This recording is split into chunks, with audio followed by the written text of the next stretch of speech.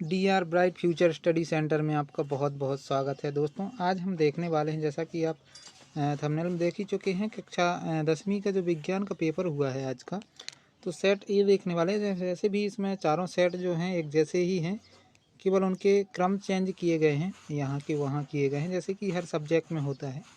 तो ऐसे ही इसमें चारों सेटों में केवल यहाँ के वहाँ क्वेश्चन ही यहाँ के वहाँ किए गए हैं, मतलब उनका क्रम चेंज किया गया है, बाकी सब एक ही जैसा है। तो इसमें जो क्वेश्चन आए हुए थे उन क्वेश्चनों के आंसर हम देखने वाले हैं दोस्तों। यदि आप टेलीग्राम ग्रुप पर नहीं जुड़े हैं तो टेलीग्राम ग्रुप पर जुड़ जाइए।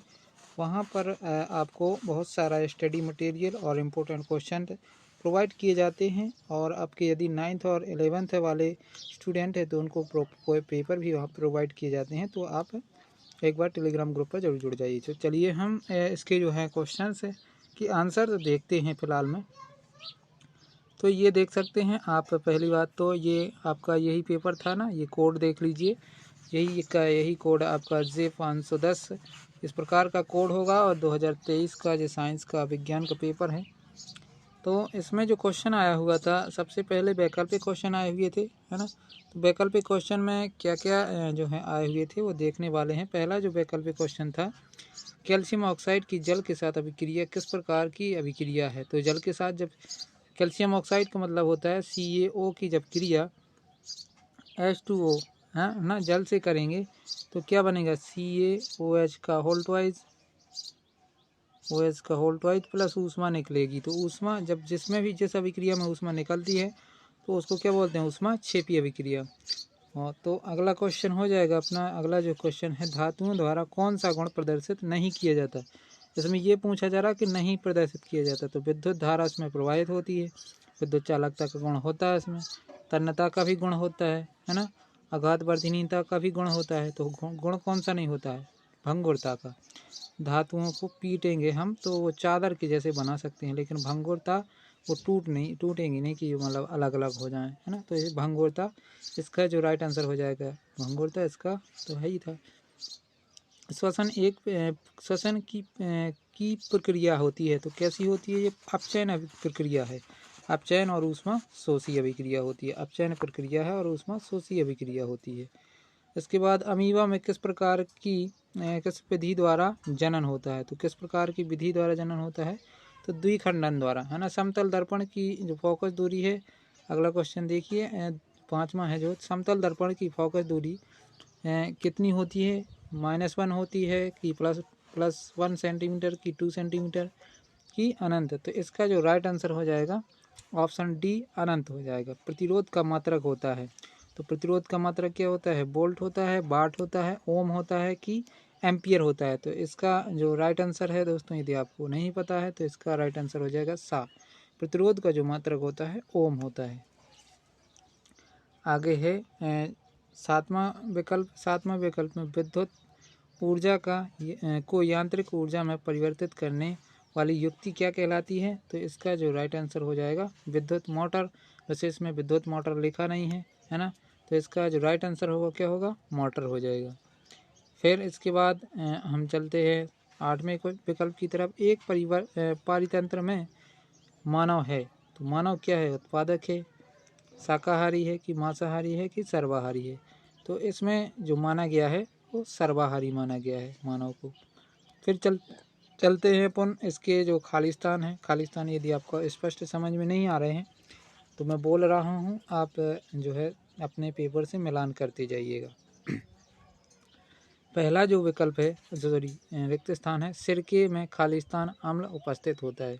तो सिरके में जो अम्ल उपस्थित होता है वो कौन सा होता है, एसिटिक अम्ल। इसका जो राइट आंसर हो जाएगा एसिटिक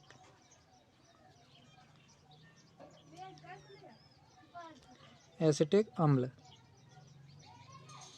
एसिटिक अम्ल इसका राइट आंसर हो जाएगा। दूसरा है, देखिए 2 या 2 से अधिक धातुओं के समांगी मिश्रण को खालिस्तान कहते हैं। तो 2 या 2 से अधिक धातुओं के समांगी मिश्रण को मिश्र धातु कहते हैं। क्या कहते हैं, मिश्र धातु, ये देख सकते हैं। फिर इसके बाद अगला है, टेस्टोस्टेरोन हार्मोन का स्रावण होता है, खालिस्तान से होता है। तो इसका जो ये टेस्टोस्टेरोन होता है नर में, है ना, तो ये वृषण से जो है इसका श्रावण कहाँ से होगा? वृषण के द्वारा। इसका राइट आंसर वृषण हो जाएगा। और यदि वो होता है क्या कि टेस्टोजन होता है तो वो मादा के अंडाणु से होता है ना। तो इसका जो है वृषण हो जाएगा इसका राइट आंसर। यदि एक पुष्प के परागकण दूसरे पुष्प पर स्थानांतरित होते हैं तो यह प्रक्रिया क्या कहलाती है? खालिस्तान कहलाती है। तो इसका जो राइट आंसर होगा दोस्तों, इसका पर परागण, क्योंकि दूसरे पुष्प पर जा रहा है तो पर परागण। इसका राइट आंसर हो जाएगा पर परागण। फिर अगला देखिए, ये हो गया अपना 5वां। देखिए, नर संतान के लिए उत्तरदायी गुणसूत्र है। तो जो एक्स और वाई होते हैं ना, एक्स और वाई, तो एक्स और वाई में जो नर के लिए उत्तरदायी है वो वाई गुणसूत्र होता है। तो इसमें क्या लिखना है? वाई गुणसूत्र।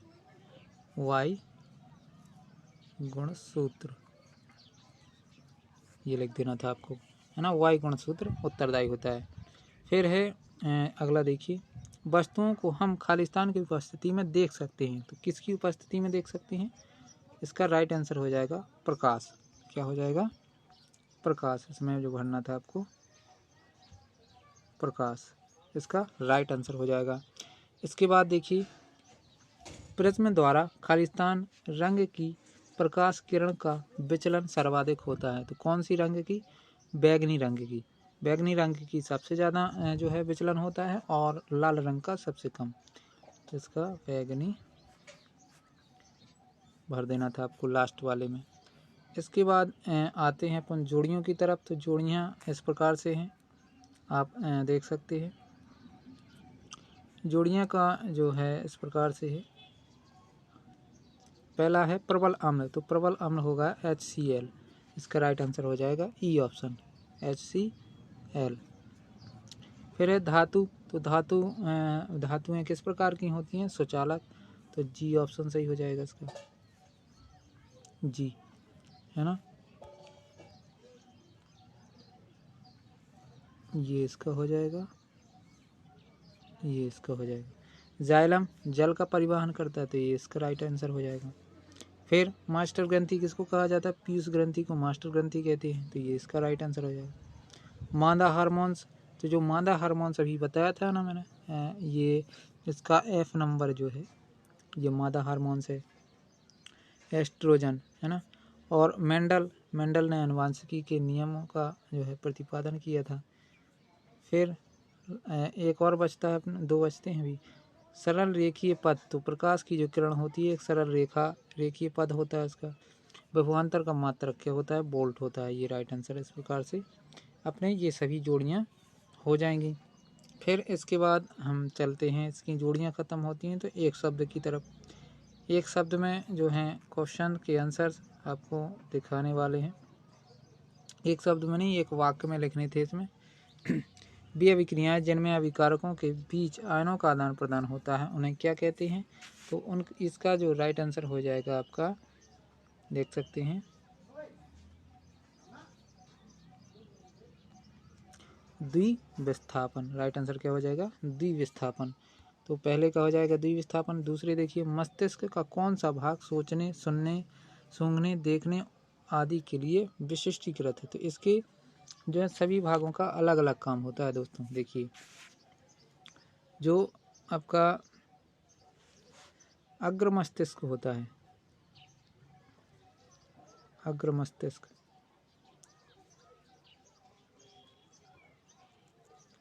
इसका काम होता है, अग्र मस्तिष्क का काम होता है सूंघने का।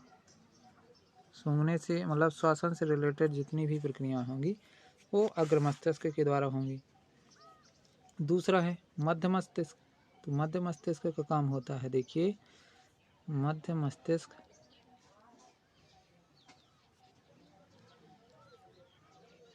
मस्तिष्क का जो काम होता है वो होता है आपका देखने और सुनने का। देखने का और दूसरा सुनने का। ये काम किसका होता है? ये होता है मध्य मस्तिष्क का। और जो सोचने का काम होता है वो होता है आपका पश्च मस्तिष्क। सूंघने का काम होता है पश्च मस्तिष्क का। सोचने का काम किसका होता है? अग्र मस्तिष्क का। मध्य मस्तिष्क का काम होता है देखने का और सुनने का, और पश्चिम मस्तिष्क का काम होता है सूंघने का, है ना। तो इस प्रकार से अपने ये सभी हो जाएंगे। नहीं समझ में आया तो एक बार फिर से बता देता हूँ। जो आपका अग्र मस्तिष्क होगा, अग्र मस्तिष्क, एक बार और देख लीजिए अच्छे से। जो अग्र मस्तिष्क होगा उसका काम है सोचने का, थोड़ी गलत बता दिया था ना मैंने। और जो मध्य मस्तिष्क है, मध्य मस्तिष्क का काम होगा आपका देखने का, देखने का और सुनने का।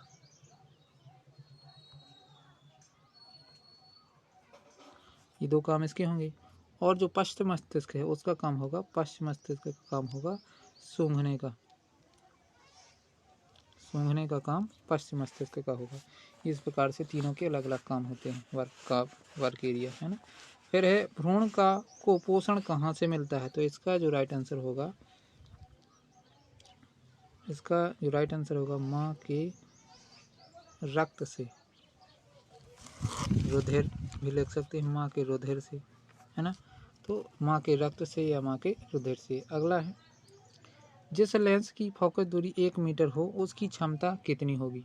तो इसका जो राइट आंसर होगा, यदि 1 मीटर है उसकी फोकस दूरी तो उसकी जो क्षमता होगी 1 डायोप्टर होगी। 1D लिख सकते हैं, या नहीं तो आप लिख दीजिए 1 डायोप्टर, 1 डायोप्टर, इस प्रकार से, है ना। फिर अगला है क्या कारण है कि खतरे के संकेत से या सिग्नल प्रकाश लाल रंग के होते हैं? तो प्रकीर्णन, इसका जो है सबसे कम प्रकीर्णन के कारण, सबसे कम प्रकीर्णन